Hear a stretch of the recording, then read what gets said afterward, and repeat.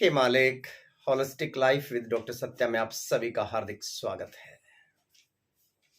चिंता चिता के समान है, ऐसा हमने शास्त्रों में पढ़ा है। हमारे जो ज्ञानी लोग हैं, हमारे बुजुर्ग जो लोग हैं, जिनके पास जिंदगी का बहुत बड़ा एक्सपीरियंस है, सब ये कहते हैं कि चिंता जो है वो चिता के समान है।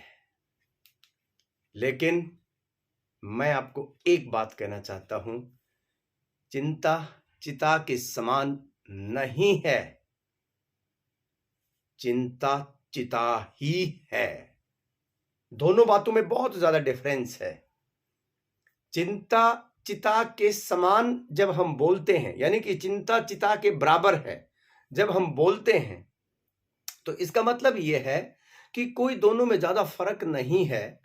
अगर आदमी कोई चिंता करता है तो चिता मतलब जो बेजान है, जो मर चुका है, तो वो मरने के बराबर ही है। लेकिन मेरे जीवन का एक्सपीरियंस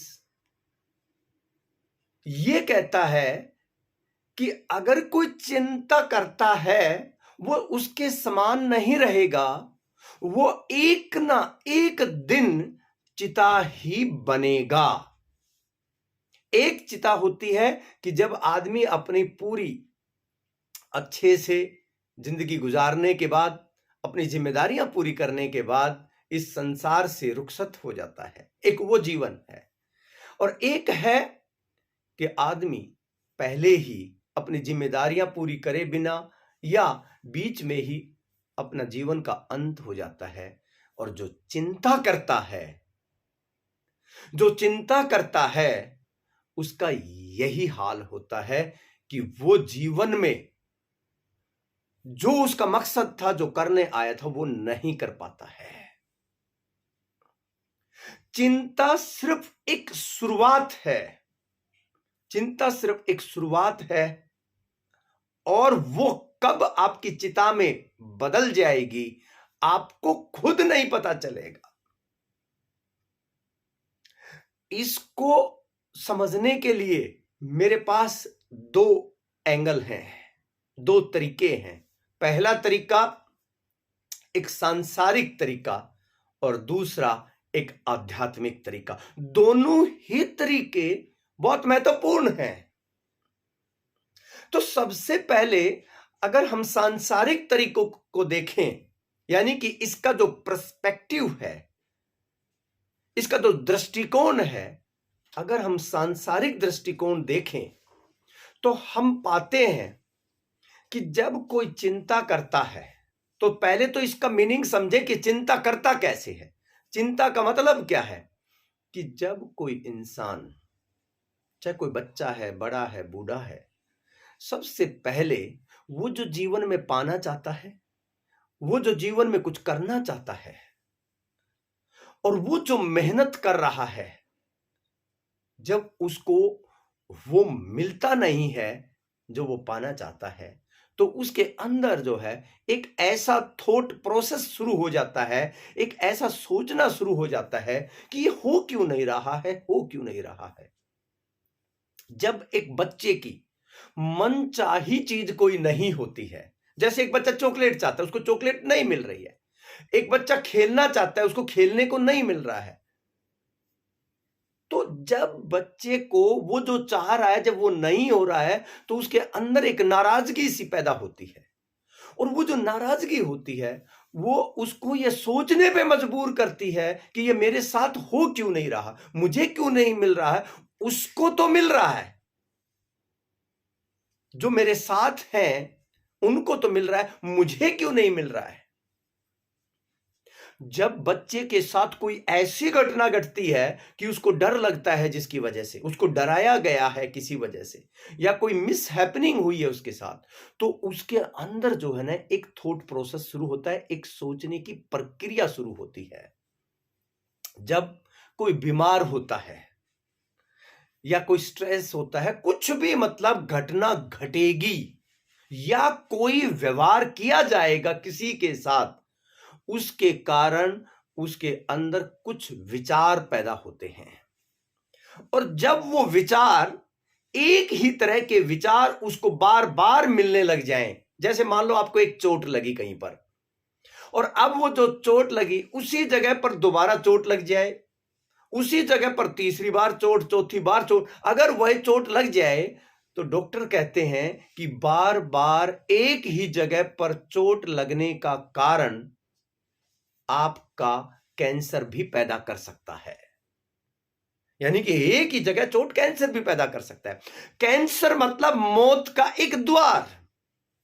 पहले तो लोग ये, आज तो थोड़ा सा कुछ बचाव भी है, मेडिकल साइंस भी और नेचुरल साइंस भी इतनी जो है ना ग्रो कर गई है कि हमें कैंसर से बचाव मिल जाता है। लेकिन अगर हम पहले देखें तो हम ये मानते थे कि कैंसर हो गया तो मतलब मौत निश्चित है, डर जाते थे लोग। आज वही चीज, जब एक घटना, एक बार, एक व्यवहार एक बार किसी के साथ किया जाता है या उसके साथ कुछ भी एक बार हुआ तो कोई ज्यादा फर्क नहीं पड़ता, लेकिन वही चीज जब रिपीट होती है 2 बार 3 बार, तो वो सोचने पर मजबूर हो जाता है कि ये मेरे साथ क्यों हो रहा है।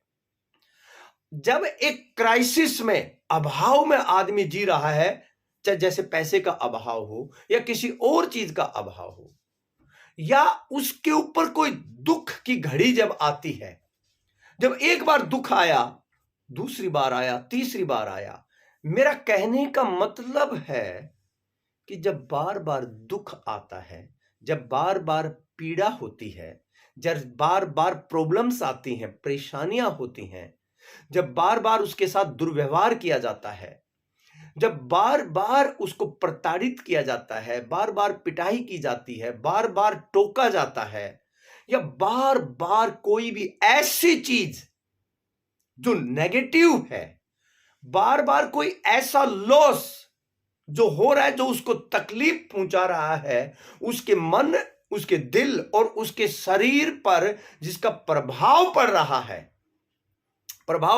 है, तो उसके कारण उसका एक थॉट प्रोसेस शुरू होता है, और वो थॉट प्रोसेस, बहुत सारे विचार उसके अंदर आने शुरू हो जाते हैं, और बहुत सारे जो विचार उसके अंदर आते हैं, वो विचार उसको मजबूर कर देते हैं एक ऐसा प्रोसेस पैदा करने के अंदर जिसको बोलते हैं ओवर थिंकिंग। यानी कि वो बार बार सोचने पर मजबूर हो जाता है। अब वो सोच नहीं रहा है, देखो ऐसा कहते हैं सोच समझकर करना, मतलब पहले उसमें सोचे क्या नेगेटिव है, क्या पॉजिटिव, क्या करना, क्या नहीं करना, एक तो वो चीज हो गई।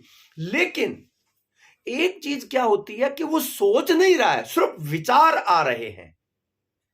उन विचारों का आना, बार बार उन विचारों का उसके अंदर आना, वो जो विचार आते हैं वो उसको मजबूर कर देते हैं ओवर थिंकिंग के लिए। और जब वो ओवर थिंकिंग होती है तो उसके अंदर एक फीलिंग और एक ऐसा प्रोसेस शुरू होता है जिसको बोलते हैं चिंता करना। उसको ये चिंता रहती है कि कहीं नुकसान ना हो जाए, कहीं बेइज्जती ना हो जाए, उसको नुकसान ना हो जाता है, कहीं गलती ना हो जाए, हर वक्त वो सोचता रहता है। और उससे एक ऑटोमेटिकली उसके अंदर चिंता की भावना पैदा हो जाती है, चिंता के विचार पैदा हो जाते हैं। अब इसको चिता के समान क्यों बोला गया है? और मैं क्या कह रहा हूं, ये चिता के समान नहीं है, ये आज के दिन चिता ही है। क्योंकि ये जो चिंता है, जब बार बार और ज्यादा होती जाती है, तो चिंता आपको कहां लेकर जाएगी? आपके अंदर टेंशन क्रिएट करना शुरू कर देगी। अभी आपके पास बहुत आसान तरीका है, अगर आपको सिर्फ चिंता हो रही है तो आप संभल गए। अगर आपने उस चिंता को रोक लिया कि नहीं, चिंता नहीं करना, मुझे चिंता नहीं चाहिए, मुझे, आपको रोकना आसान है अभी इसी समय। लेकिन अगर यह चिंता बढ़ गई तो ये चिंता बढ़ते बढ़ते बढ़ते क्या बनने लग जाएगी, एक दिन मुझे मेंटली डिस्टर्ब करने लग जाएगी। उसको बोलते हैं टेंशन, तनाव। किसमें बदल जाएगी? चिंता मतलब वरी, और टेंशन यानी कि तनाव, कि मेरे दिमाग पर जो है एक तनाव आना शुरू हो जाएगा। और जब तनाव जो है, जब ये चिंता और तनाव दोनों मिल जाएंगे, मतलब अब मैं डिस्टर्ब भी हो रहा हूं। पहले मैं अपना हाथ पैर से काम कर पा रहा था, आंखों से कानों से देख सुन पा रहा था, सब कुछ मैं कर रहा था। चिंता के वक्त मेरे काम में, मेरी लाइफ में कोई डिस्टरबेंस नहीं हो रही थी डायरेक्टली। लेकिन अब क्या हुआ, अब तनाव होने से मैं ना बहुत जल्दी डिस्टर्ब होने लगा। ठीक है, जब मैं मेंटली डिस्टर्ब होने लगा तो इसका मतलब वो चिंता अब टेंशन यानी कि तनाव में बदल गई। और वो जो तनाव है अगर लगातार रहने लग गया, लगातार रहने लगा, कि मतलब हर रोज ही तनाव हो रहा है। देखो, चिंता से जो टेंशन बनेगी वो टेंशन कभी कभी होगी, लेकिन जब टेंशन रोज ही होने लग जाए तो वो किस में कन्वर्ट हो जाएगी? वो टेंशन स्ट्रेस में कन्वर्ट हो जाएगी। तो स्ट्रेस का मतलब क्या हुआ? स्ट्रेस का मतलब हुआ कि उस स्ट्रेस की वजह से अब सिर्फ मेरा माइंड डिस्टर्ब नहीं हो रहा है, टेंशन में सिर्फ माइंड डिस्टर्ब हो रहा है। अब उस स्ट्रेस की वजह से मुझे गुस्सा आ रहा है, मेरे अंदर फ्रस्ट्रेशन हो रही है, इरिटेशन हो रही है। उस स्ट्रेस की वजह से मेरे रिलेशन खराब हो रहे हैं, उस स्ट्रेस की वजह से मेरे शरीर पर प्रभाव पड़ रहा है, मेरे घर पे प्रभाव पड़ रहा है, रिलेशन पर प्रभाव पड़ रहा है। यानी कि वो स्ट्रेस अब मुझे जीने नहीं दे रहा है। तो क्या हुआ? चिंता, चिंता से टेंशन, टेंशन से क्या हुआ? स्ट्रेस। अब ये जो स्ट्रेस है, ये जो स्ट्रेस है, धीरे धीरे क्या होगा अगर रोज ही रहने लग गया? भाई टेंशन तो रोज होती थी, लेकिन स्ट्रेस कभी कभी होता था जब कोई घटना घटती थी। लेकिन जब यह आदत बन गया, यानी कि पहले चिंता आदत बनी, अब टेंशन आदत बनी, फिर स्ट्रेस आदत बना। अगर मान लो ये स्ट्रेस आदत ही बन गया कि रोज ही रहने लग गया स्ट्रेस, तो मेरे से ऐसे ऐसे काम होने शुरू हो जाएंगे जो मैं कभी नहीं चाहता। और जब वो काम बार बार हो रहा है, यानी कि मेरे से गलतियां बार बार हो रही हैं, तो वो स्ट्रेस जो है मेरे शरीर के ऊपर बहुत बुरा प्रभाव डालने लग जाएगा। जैसे एसिडिटी होने लग जाएगी, जैसे डर लगने लग जाएगा, जैसे पेट में जो है ना कुछ होना शुरू हो जाएगा। तो वो मेरे शरीर के ऊपर, मेरे शरीर में पेन होना शुरू हो जाएगा। तो उसको बोलते हैं एंजाइटी। तो एंजाइटी का मतलब क्या हुआ? जब मेरे स्ट्रेस का डायरेक्टली मेरे शरीर पर बहुत ज्यादा प्रभाव पड़ रहा है, पहली बात। दूसरी बात, मेरे बिहेवियर पर इतना प्रभाव पड़ रहा है कि मैं शायद हो सकता है तोड़फोड़ करना शुरू कर दे इंसान, हो सकता है वो कुछ चीजों को फेंकना शुरू कर दे, हो सकता है किसी से लड़ाई झगड़ा शुरू कर दे। यानी कि एंजाइटी, एंजाइटी का मतलब सांस फूल जाना, कि अब उस स्ट्रेस की वजह से पहले थोड़ी सी डिस्टरबेंस थी, अब क्या है उसका सांस फूल रहा है, उसकी हार्ट बीट तेज हो रही है, उसका जो है ना उसको सांस आ ही नहीं रहा है। यानी कि ये एंजाइटी का जो लेवल है, बीपी हाई हो रहा है, लड़ाई कर रहा है, झगड़ा कर रहा है, तोड़ फोड़ कर रहा है, तो इसको क्या बोलते हैं? एंजाइटी। अब ये जो एंजाइटी का लेवल है, तो एक तो ये स्ट्रेस एंजाइटी में कन्वर्ट हो सकता है। दूसरा, ये जो स्ट्रेस था ये क्या हो सकता है कि बस अब मेरा कोई नहीं है, एक अकेलेपन में चला जाता है कि मेरा कोई है ही नहीं, मैं क्या करूं, मैं अकेला हूं, मेरी कोई मदद नहीं करता है, ना मेरे घर वाले ना बाहर वाले, कोई कुछ नहीं करता है, बस मैं पूरी तरह से जो है ना दुख में, पीड़ा में डूब चुका हूं। अब मैं उसको रिएक्ट भी नहीं कर पा रहा हूं। तो वो क्या होता है? शांत हो जाता है पूरी तरह से, और वो एक अपनी सेल में चला जाता है, और इसको बोलते हैं डिप्रेशन, अवसाद।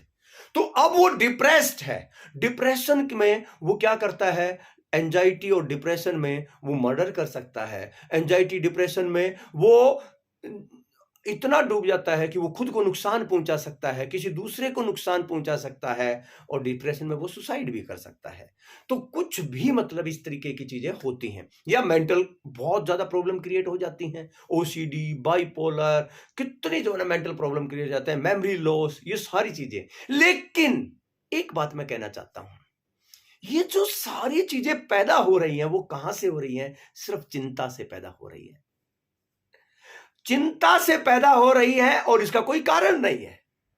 अगर इसको चिंता के लेवल पर आप रोक देते तो ये इतनी चीजें पैदा नहीं होती।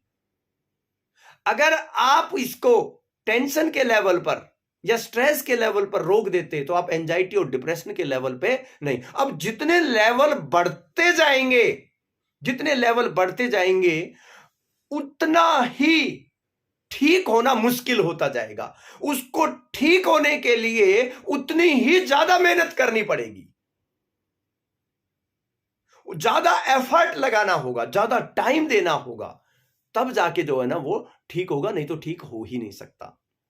अब दूसरी बात, ये मैंने बताया एक सांसारिक जो एंगल है इसका, या फिजिकल एंगल जो मैंने बताया कि किस तरह से चिंता चिता तक हमें पहुंचा देती है। इसलिए मेरे भाई, मेरी बहन, माताओं, बुजुर्गों, एक बात याद रखना, चिंता चिता के समान नहीं है। चिंता को चिता ही समझें। आप ऐसे देखें कि अगर आप चिंता कर रहे हैं तो आपकी ही चिता आपके सामने है, क्योंकि यह आज नहीं तो कल होना है। इसलिए इस चिंता को जड़ से निकाल कर आपको फेंकना होगा, उसके बिना काम नहीं चल सकता। अब बहुत ही इंपॉर्टेंट एंगल, ये तो एक आपने सांसारिक एंगल समझ लिया, लेकिन मेरे पास इसका एक आध्यात्मिक एंगल भी है, एक आध्यात्मिक दृष्टिकोण भी है कि चिंता चिता कैसे है। और वो है, अगर कोई चिंता करता है इसका मतलब है कि वो अपने ही भगवान के ऊपर शक कर रहा है। अगर कोई चिंता कर रहा है तो वो अपने ही भगवान पर शक कर रहा है, डाउट कर रहा है। कैसे समझने की कोशिश करेंगे, किस तरीके से। एक होता है भगवान, यानी कि एक ऐसी सुपर पावर जो बियॉन्ड मी है, एक ऐसी सुपर पावर जो सारे ब्रह्मांड को कंट्रोल कर रही है, ऐसा हम मानते हैं। तो इसमें सबसे पहले क्या आता है? मानना आता है कि हमें एक नॉलेज मिली, हमारे माँ बाप ने, हमारे जो चारों तरफ जो लोग हैं उन्होंने ये बताया कि जब हम हेल्पलेस होते हैं तब हमें भगवान याद आते हैं। एक बच्चे को अगर चॉकलेट मिल गई तो उसको भगवान को याद करने की जरूरत नहीं है। यानी कि बच्चा जो चाहता है उसको वो सब कुछ मिल जाता है, तब उसको भगवान का ख्याल नहीं आता है। उसके लिए उसके माँ बाप ही भगवान हैं, क्योंकि उन्होंने उसको चॉकलेट चाहिए थी, चॉकलेट दे दिया, खेलना चाहिए था, खेलना दे दिया, जो उसको चाहिए था उसको दे दिया। तो बचपन में अगर हम देखेंगे तो भगवान का कोई रोल नहीं नजर आता है। लेकिन जैसे जैसे बच्चा बड़ा होता है तो उसके जीवन में बहुत सारी ऐसी चीजें होती हैं, वो चाहता है, उसके लिए मेहनत करता है, सब कुछ करता है, लेकिन उसको वो मिलता नहीं है।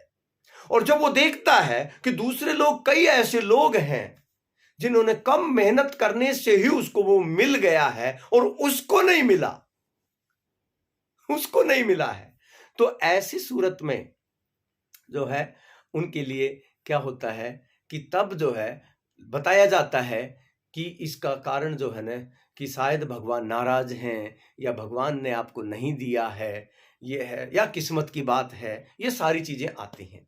तो धीरे धीरे क्या है, एक पर्सपेक्टिव, एक नया नजरिया पैदा होता है, एक सोचने का तरीका पैदा होता है कि आदमी के अंदर है ना एक डर पैदा होना शुरू हो जाता है। शुरू में जो है ना उस डर के कारण, या उसकी आदतों के कारण, या उसके माँ बाप के माहौल के कारण, वो क्या है, भगवान को पहले उसको जानकारी मिल जाती है एक बेसिक, फिर वो मानने लगता है धीरे धीरे। जैसे अगर हमने आज अपने बच्चे को बोलो ये भगवान जी हैं, ये सर्वशक्तिमान हैं, ये आपको सब कुछ देंगे, आप भगवान से प्रार्थना करो, तो वो मानने लग जाएगा, क्योंकि मेरे माँ बाप बोल रहे हैं तो मैं मान लेता हूं। तो ऑटोमेटिकली जब बचपन से, जब वो बच्चा कोरा कागज की तरह है, हमने उसके बोर्ड के ऊपर लिख दिया भगवान, तो वो मानने लग जाएगा। ये इनिशियल स्टेज है कि भगवान को मानने लग गया वो। अब क्या होता है कि जब वो भगवान को मानता है, तो जब उसके अंदर कोई डर होता है तो वो भगवान को थोड़ा और ज्यादा मानने लग जाता है। जब कोई पीड़ा होती है, कोई दुख होता है, कोई परेशानी होता है, भाई देखो पहले तो वो क्या करेगा, अगर परेशानी है तो अपनी परेशानी को दूर करने की कोशिश करेगा। अगर उसकी परेशानी आसानी से ठीक हो गई तो उसको भगवान से कोई लेना देना नहीं है, सीधी सी बात है। लेकिन अगर उसकी परेशानी ठीक नहीं होती है, सारे जतन कर लेता है, तो फिर जब एक्सपर्ट लोगों के पास, यानी कि अपने चारों तरफ जो लोग हैं उनके पास जाता है, तब वो बोलते हैं यार एक बार ये भी कोशिश करके देख ले। तो वो क्या, चाहे वो पूजा पाठ हो, चद्दर चढ़ाना हो, या प्रेयर हो, या कुछ भी है, वो ऐसी चीजें करता है और तब उसको जो है ना वो भगवान को मानने लग जाता है बहुत ज्यादा। जब भगवान की ये मान्यता उसकी इस हद तक पहुंच जाती है कि वो विश्वास में कन्वर्ट हो जाती है, यानी कि वो अब भगवान को सिर्फ मान नहीं रहा है, भगवान को के ऊपर उसका पूरा विश्वास है कि हाँ ये भगवान जो कर रहा है वो ठीक कर रहा है और मेरा भगवान ही मेरे लिए करेगा। कोई कारण होगा, कोई मेरे पिछले जन्मों के कर्मों का कारण होगा, मतलब सारा जो खेल है मन को समझाने का है बस। तो वो अपने मन को किसी न किसी तरीके से समझाता है। तो पहले इंफॉर्मेशन मिली कि भगवान है, इंफॉर्मेशन मिली, अब उस इंफॉर्मेशन को हम मानने लगे, उस इंफॉर्मेशन को हम मानने लगे, और अब वो जो जब हम मानने लगे तो वो धीरे धीरे वो इंफॉर्मेशन क्या है, मानने से विश्वास में क्रिएट हो गई। किसमें क्रिएट हो गई? विश्वास, यानी कि ट्रस्ट इज गॉड, विश्वास ही भगवान है। जो विश्वास करता है उसके लिए भगवान है, जो विश्वास नहीं करता उसके लिए भगवान नहीं है। उसके बाद क्या होगा, जब विश्वास उसको गहरा हो जाता है और बहुत मतलब वो ऐसी रिचुअल्स भी करना शुरू कर देता है, तो बस उसके अब है ना, और उसको कुछ नजर नहीं आता है, तो उसका जो अडिग विश्वास है वो धीरे धीरे क्या होता है, एक समर्पण और श्रद्धा में कन्वर्ट हो जाता है, यानी कि वो पूरी तरह से भगवान के प्रति समर्पित हो जाता है। ये बिल्कुल ऐसे ही चल रहा है जैसे चिंता है, टेंशन है, वैसे ही ये एक दूसरा प्रोसेस चल रहा है। और अब क्या होता है कि जब वो इस विश्वास के चलते चलते कभी उसको ऐसा रियलाइजेशन होता है कि हां भगवान है, कभी वो रियलाइजेशन होता है, और जिस दिन वो रियलाइजेशन होता है अब उसका विश्वास नहीं है, उसका सिर्फ मानना नहीं है, अब वो जान चुका है कि हां भगवान है, जान चुका है। और वो जब ये जानने लग जाता है तो उसकी सारी चिंताएं मिट जाती हैं, खत्म हो जाती हैं। तो मेरा यह कहना है कि अगर आप भगवान को मानते हो, अगर आपको भगवान पर विश्वास है, और अगर आप पूरी तरह से समर्पित हैं, श्रद्धा है, समर्पण है, तो वहां चिंता कैसे हो सकती है? अगर आप चिंता कर रहे हैं या चिंता हो रही है, इसका मतलब आपको भगवान के ऊपर विश्वास नहीं है, रत्ती भर भी नहीं है। क्योंकि अगर जिसको भगवान के ऊपर विश्वास होता है तो उसकी यह धारणा होती है कि भगवान जो उसके लिए करेगा वो सही ही करेगा और उसका कोई ना कोई कारण होगा। अगर मैं बीमार हूं, सारे जतन करने के बाद भी मेरी बीमारी ठीक नहीं हो रही है, अगर सारे जतन करने के बाद भी मेरी परेशानियां दूर नहीं हो रही हैं, मेरा काम ठीक नहीं हो रहा है, इसका मतलब क्या है कि कोई ना कोई कारण है, और वो कारण मुझे मालूम नहीं है, वो मेरा भगवान जानता है। और अगर मुझे मेरे भगवान के ऊपर विश्वास है तो मैं चिंता कैसे कर सकता हूं? और जब मुझे चिंता ही नहीं है तो मुझे टेंशन कैसे हो सकती है, स्ट्रेस कैसे हो सकता है, डिप्रेशन कैसे हो सकता है? इसलिए मैं कहता हूं, आप भगवान को मानते नहीं हैं और ना ही विश्वास करते हैं भगवान पे, आप सिर्फ कुछ रिचुअल्स करते हैं, रिचुअल्स, चाहे वो प्रेयर के रूप में हो, चाहे पूजा पाठ के रूप में हो, या कोई और साधना के रूप में हो, सिर्फ रिचुअल्स करते हैं। क्योंकि जो भगवान को मानेगा वो चिंता नहीं कर सकता, जिसका भगवान पर विश्वास है उसको टेंशन नहीं हो सकती, और जिसका ऊपर भगवान के ऊपर पूरी श्रद्धा और समर्पण है उसको कभी जो है ना एंजाइटी, डिप्रेशन नहीं हो सकता। अगर हो रहा है तो इसका मतलब आप सिर्फ भगवान के बारे में आपने सुना है, उसको ना मानते हैं, ना विश्वास है, और ना ही जानना तो बहुत दूर की बात है, क्योंकि जिसने एक बार भगवान को जान लिया उसके सो तो सारे दुख पीड़ा सब मिट जाते हैं। भगवान को जानने का मतलब है अनलाइटेंड हो जाना। अनलाइटेंड हो जाना मतलब मेरे जो है आत्मा के सारे दरवाजे खुल चुके हैं। अब मैं परमात्मा में विलीन हो चुका हूं, पूरी तरह से मैं विलीन हो चुका हूं। इसका मतलब ये है। तो आप भगवान को क्या करते हैं? सिर्फ सुना सुना है। जहां भगवान है वहां चिंता नहीं है, वहां चिंता नहीं है। इसलिए आज से जो है आप चिंता बिल्कुल करना बंद कर दें, क्योंकि जो होना है वो होना है। बस अपने कर्म में लगे रहें। तभी तो भगवान श्री कृष्ण कहते हैं संभाव में रहकर अपने कर्म में लगे रहें। जो भी आपको कर्म मिला है, आंखों से, कानों से, हाथ से, पैर से, सोचने से, जो भी आपको कर्म मिला है, बस उस कर्म में हर पल लगे रहें और सारी चिंताएं छोड़ दें। यह है इसका आध्यात्मिक रूप। हर चीज का एक सांसारिक रूप होता है, एक आध्यात्मिक रूप होता है। और अगर आप 200% जीवन जीना चाहते हैं तो आपको पूरी तरह से सांसारिक भी होना होगा और पूरी तरह से आध्यात्मिक भी होना होगा। अगर आपने ये नहीं किया तो यूं समझ लीजिए आपका जीवन स्वर्ग नहीं बन सकता। तो इसलिए आओ आज से ही सब मिलकर जो है ना इस धरती पर स्वर्ग पैदा करें, यानी कि 100% जीवन जीने का जो है प्रयास करें। अगर आपको ये अच्छा लगा तो सभी के साथ इसको शेयर करें, कि उसकी शेयर करने से बड़ी कोई सेवा नहीं होती। दो ही सेवा होती हैं, शेयर एंड केयर।